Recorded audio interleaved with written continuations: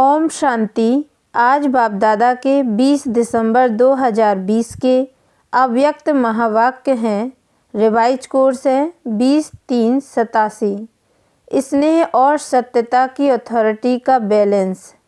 आज सत बाप, सत्य शिक्षक, सतगुरु अपने सत्यता के शक्तिशाली सत बच्चों से मिलने आए हैं। सबसे बड़े ते बड़ी शक्ति व अथॉरिटी सत्यता की ही है। सत्य दो अर्थ से कहा जाता है, एक सत्य अर्थात सत्य, दूसरा सत्य अर्थात अविनाशी।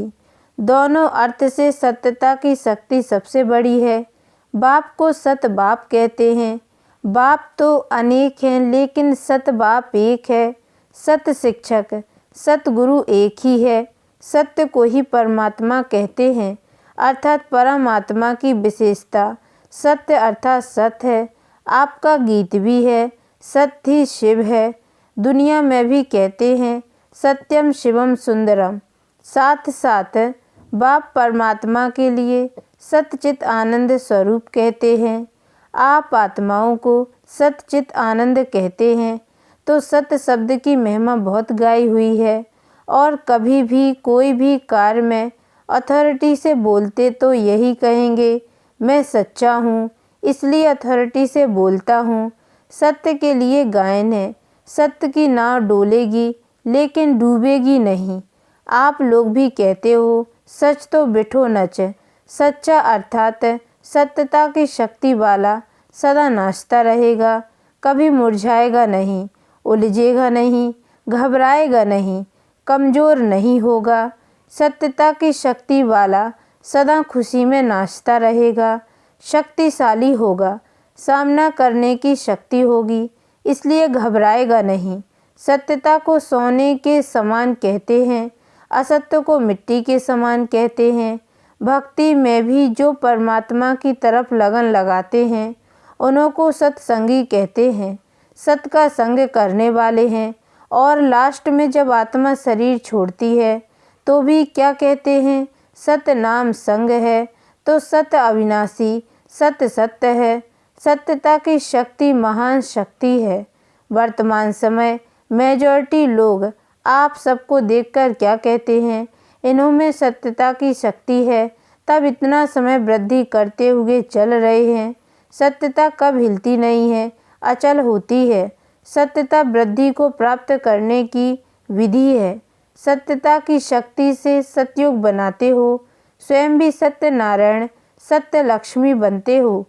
यह सत्य ज्ञान है, सत्य बाप का ज्ञान है, इसलिए दुनिया से न्यारा और प्यारा है। तो आज बाप दादा सभी बच्चों को देख रहे हैं कि सत्य ज्ञान की सत्यता की अथॉरिटी कितनी धारण की है। सत्यता हर आत्मा को आकर्षित करती है। चाहे आज की दुनिया झूठ खंड है, सब झूठ है अर्थात सब में झूठ मिला हुआ है, फिर भी सत्यता की शक्ति वाले विजयी बनते हैं।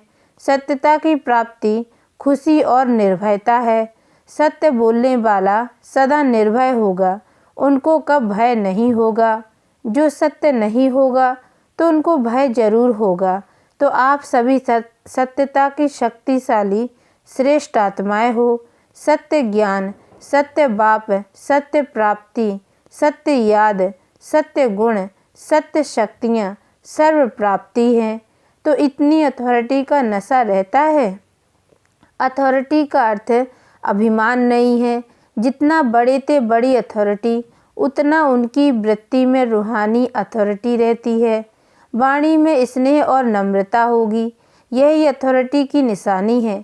जैसे आप लोग वृक्ष का दृष्टांत देते हो, वृक्ष में जब संपूर्ण फल की अथॉरिटी आ जाती है तो वृक्ष झुकता है अर्थात निर्माण बनने की सेवा करता है। ऐसे रूहानी अथॉरिटी वाले बच्चे जितनी बड़ी अथॉरिटी उतने निर्माण और सर्वस्नेही होंगे। लेकिन सत्यता की अथॉरिटी वाले निरहंकारी होते हैं। तो अथॉरिटी भी हो, नशा भी हो और निरहंकारी भी हो, इसको कहते हैं सत्य ज्ञान का प्रत्यक्ष स्वरूप। जैसे इस झूठ खंड के अंदर ब्रह्मा बाप सत्यता की अथॉरिटी का प्रत्यक्ष साकार स्वरूप देखा ना। उनके अथॉरिटी के बोल कभी भी अहंकार की भाषा नहीं देंगे। मुरली सुनते हो तो कितनी अथॉरिटी के बोल हैं, लेकिन अभिमान के नहीं। अथॉरिटी के बोल में स्नेह समाया हुआ है, निर्माणता है, निरअहंकार है। इसलिए अथॉरिटी के बोल प्यारे लगते हैं। सिर्फ प्यारे नहीं, लेकिन प्रभावशाली होते हैं। फॉलो फादर है ना, सेवा में व कर्म में फॉलो ब्रह्मा बाप है, क्योंकि साकारी दुनिया में साकार एग्जाम्पल है, सैंपल है। तो जैसे ब्रह्मा बाप को कर्म में, सेवा में, सूरत से, हर चलन से चलता फिरता अथॉरिटी स्वरूप देखा, ऐसे फॉलो फादर करने वाले में भी स्नेह और अथॉरिटी, निर्माणता और महानता दोनों साथ साथ दिखाई दे। ऐसे नहीं सिर्फ स्नेह दिखाई दे और अथॉरिटी गुम हो जाए, या अथॉरिटी दिखाई दे और स्नेह गुम हो जाए। जैसे ब्रह्मा बाप को देखा व अभी भी मुरली सुनते हो, प्रत्यक्ष प्रमाण है, तो बच्चे बच्चे भी कहेगा, लेकिन अथॉरिटी भी दिखाएगा। स्नेह से बच्चे भी कहेगा और अथॉरिटी से शिक्षा भी देगा। सत्य ज्ञान को प्रत्यक्ष भी करेंगे, लेकिन बच्चे बच्चे कहते नया ज्ञान सारा स्पष्ट कर देंगे। इसको कहते हैं स्नेह और सत्यता की अथॉरिटी का बैलेंस। तो वर्तमान समय सेवा में इस बैलेंस को अंडरलाइन करो। धरनी बनाने के लिए स्थापना से लेकर अब तक 50 वर्ष पूरे हो गए। विदेश की धरनी भी अब काफ़ी बन गई है। भल 50 वर्ष नहीं हुए हैं, लेकिन बने बनाए साधनों पर आए हो, इसलिए शुरू के 50 वर्ष और अब के 5 वर्ष बराबर है। डबल विदेशी सब कहते हैं हम last so fast so first हैं, तो समय में भी फास्ट सो फर्स्ट होंगे ना। निर्भय की अथॉरिटी जरूर रखो। एक ही बाप का नया ज्ञान सत्य ज्ञान है, और नए ज्ञान से नई दुनिया स्थापन होती है। यह अथॉरिटी और नशा स्वरूप में इमर्ज हो। 50 वर्ष तो मर्ज रखा, लेकिन इसका अर्थ यह नहीं कि जो भी आवे उनको पहले से ही नए ज्ञान की नई बातें सुनाकर कंफ्यूज कर दो। यह भाव नहीं है। धरनी, नब्ज, समय, यह सब देख करके ज्ञान देना, यही नॉलेजफुल की निशानी है। आत्मा की इच्छा देखो, नब्ज देखो, धरनी बनाओ, लेकिन अंदर सत्यता की, निर्भयता की शक्ति जरूर हो। लोग क्या कहेंगे यह भय ना हो। निर्भय बन, धरनी भल बनाओ। कई बच्चे समझते हैं यह ज्ञान तो नया है, कई लोग समझ ही नहीं सकेंगे, लेकिन बेसमझ को ही तो समझाना है। यह जरूर है, जैसा व्यक्ति वैसी रूपरेखा बनानी पड़ती है, लेकिन व्यक्ति के प्रभाव में नहीं आ जाओ। अपने सत्य ज्ञान की अथॉरिटी से व्यक्ति को परिवर्तन करना ही है, यह लक्ष्य नहीं भूलो। अब तक जो किया वह ठीक था, करना ही था, आवश्यक था, क्योंकि धरनी बनानी थी। लेकिन कब तक धरनी बनाएंगे और कितना समय चाहिए?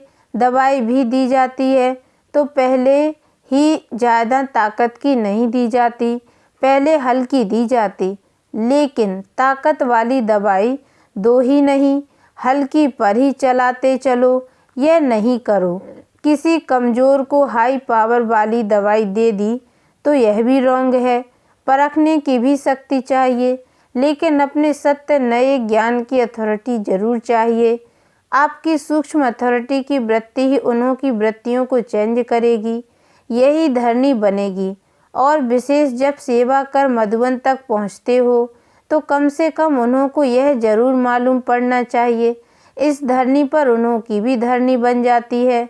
कितनी भी कलराठी धरनी हो, किस भी धर्म वाला हो, किस भी पोजीशन वाला हो, लेकिन इस धरनी पर वह भी नर्म हो जाते हैं। और नर्म धरनी बनने के कारण उसमें जो भी बीज डालेंगे उसका फल सहज निकलेगा। सिर्फ डरो नहीं, निर्भय जरूर बनो। युक्ति से दो, ऐसा ना हो कि वह आप लोगों को यह उल्हाना दे कि ऐसी धरनी पर भी मैं पहुंचा, लेकिन यह मालूम नहीं पड़ा कि परमात्मा ज्ञान क्या है। परमात्मा भूमि पर आकर परम आत्मा की प्रत्यक्षता का संदेश जरूर ले जाए। लक्ष्य अथॉरिटी का होना चाहिए।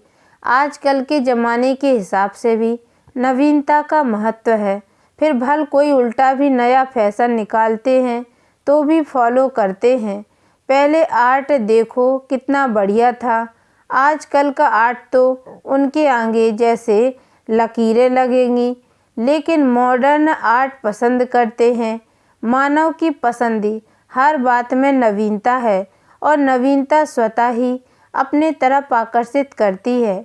इसलिए नवीनता, सत्यता, महानता, इसका नशा जरूर रखो। फिर समय और व्यक्ति देख सेवा करो। यह लक्ष्य जरूर रखो कि नई दुनिया का नया ज्ञान प्रत्यक्ष जरूर करना है। अभी स्नेह और शक्ति प्रत्यक्ष हुई है। बाप का प्यार के सागर का स्वरूप, शांति के सागर का स्वरूप प्रत्यक्ष किया है। लेकिन ज्ञान स्वरूप आत्मा और ज्ञान सागर बाप है। इस नए ज्ञान को किस ढंग से देवे, उसके प्लान्स भी अभी कम बनाए हैं। वह भी समय आएगा जो सभी के मुख से यह आवाज़ निकलेगा कि नई दुनिया का नया ज्ञान यह है। अभी सिर्फ अच्छा कहते हैं, नया नहीं कहते। याद की सब्जेक्ट को अच्छा प्रत्यक्ष किया है, इसलिए धरनी अच्छी बन गई है। और धरनी बनाना पहला आवश्यक कार्य भी जरूरी है।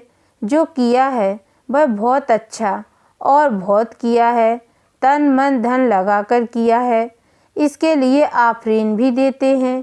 पहले जब विदेश में गए थे तो यही त्रिमूर्ति के चित्र पर समझाना कितना मुश्किल समझते थे। अभी त्रिमूर्ति के चित्र पर ही आकर्षित होते हैं। यह सीढ़ी का चित्र भारत की कहानी समझते थे, लेकिन विदेश में इस चित्र पर आकर्षित होते तो जैसे वह प्लान बनाए कि यह नई बात किस ढंग से सुनावे, तो अब भी इन्वेंशन करो। यह नहीं सोचो कि यह तो करना ही पड़ेगा। नहीं, बाप दादा का लक्ष्य सिर्फ यह है कि नवीनता के महानता की शक्ति धारण करो। इसको भूलो नहीं। दुनिया को समझाना है। दुनिया की बातों से घबराओ नहीं। अपना तरीका इन्वेंट करो, क्योंकि इन्वेंटर आप बच्चे ही हो ना। सेवा के प्लान बच्चे ही जानते हैं। जैसा लक्ष्य रखेंगे वैसा प्लान बहुत अच्छे से अच्छा बन जाएगा। और सफलता तो जन्म सिद्ध अधिकार है ही। इसलिए नवीनता को प्रत्यक्ष करो। जो भी ज्ञान की गुह्य बातें हैं उसको स्पष्ट करने की विधि आपके पास बहुत अच्छी है और स्पष्टीकरण है। एक एक पॉइंट को लॉजिकल स्पष्ट कर सकते हो। अपनी अथॉरिटी वाले हो। कोई मनोमय व कल्पना की बातें तो है नहीं, यथार्थ है, अनुभव है। अनुभव की अथॉरिटी, नॉलेज की अथॉरिटी, सत्यता की अथॉरिटी। कितनी अथॉरिटीज है? तो अथॉरिटी और स्नेह दोनों को साथ साथ कार्य में लगाओ। बाप दादा खुश हैं कि मेहनत से सेवा करते करते इतनी वृद्धि को प्राप्त किया है और करते ही रहेंगे। चाहे देश है चाहे विदेश है। देश में भी व्यक्ति और नब्ज देख सेवा करने में सफलता है। विदेश में भी इसी विधि से सफलता है। पहले संपर्क में लाते हो, यह धरनी बनती है। संपर्क के बाद फिर संबंध में लाओ। सिर्फ संपर्क तक छोड़ नहीं दो, संबंध में लाकर फिर उन्हों को बुद्धि से समर्पित कराओ। यह है लास्ट स्टेज। संपर्क में लाना भी आवश्यक है, फिर संबंध में लाना है।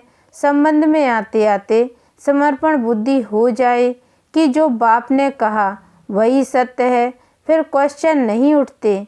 जो बाबा कहता वही सही है, क्योंकि अनुभव हो जाता तो फिर क्वेश्चन समाप्त हो जाता। इसको कहते हैं समर्पण बुद्धि, जिसमें सब स्पष्ट अनुभव होता। लक्ष्य यह रखो कि समर्पण बुद्धि तक लाना अवश्य है।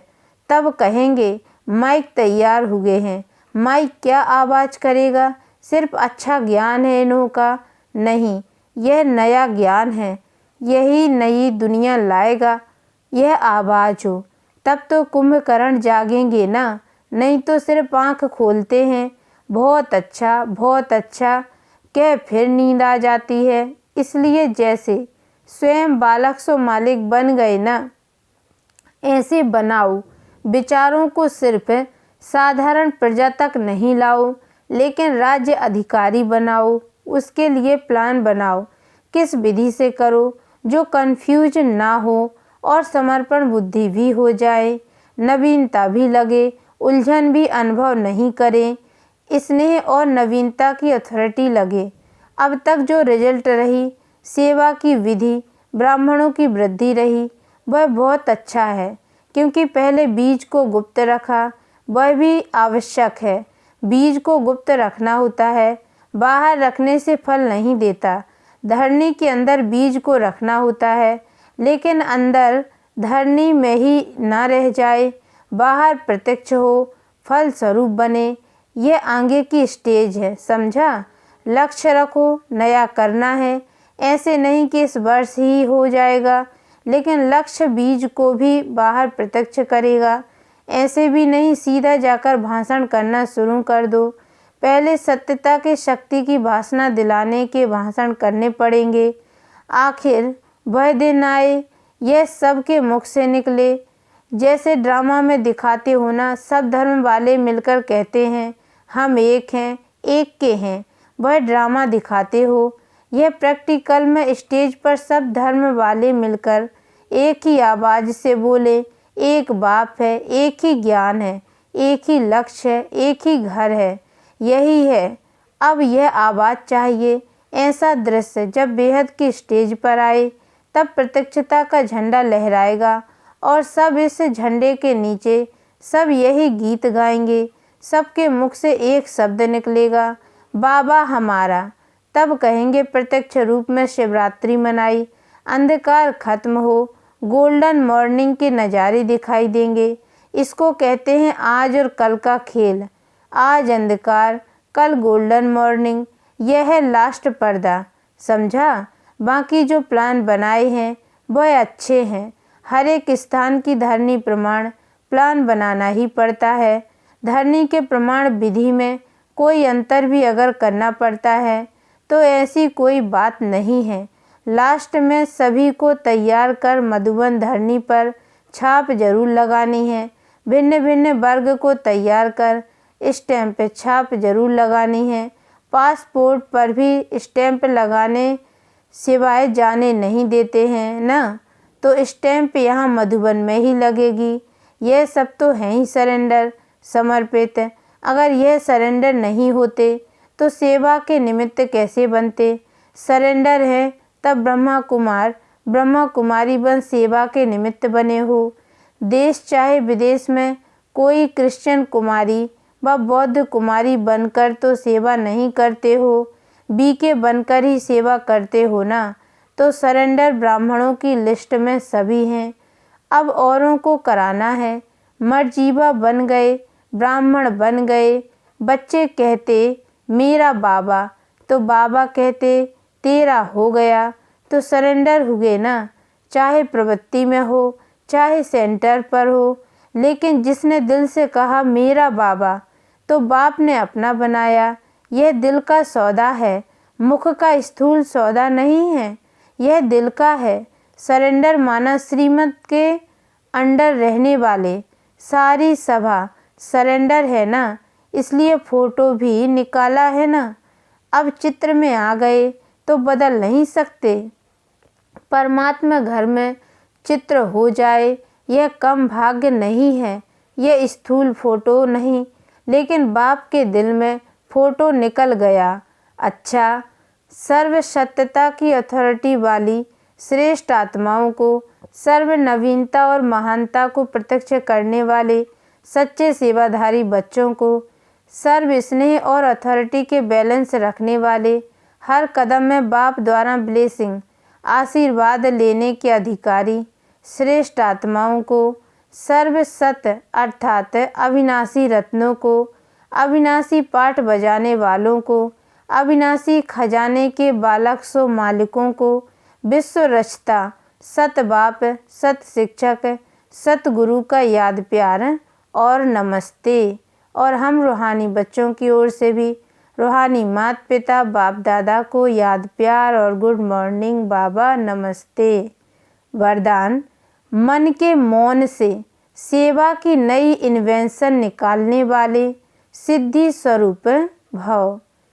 जैसे पहले पहले मौन व्रत रखा था तो सब फ्री हो गए थे, टाइम बच गया था।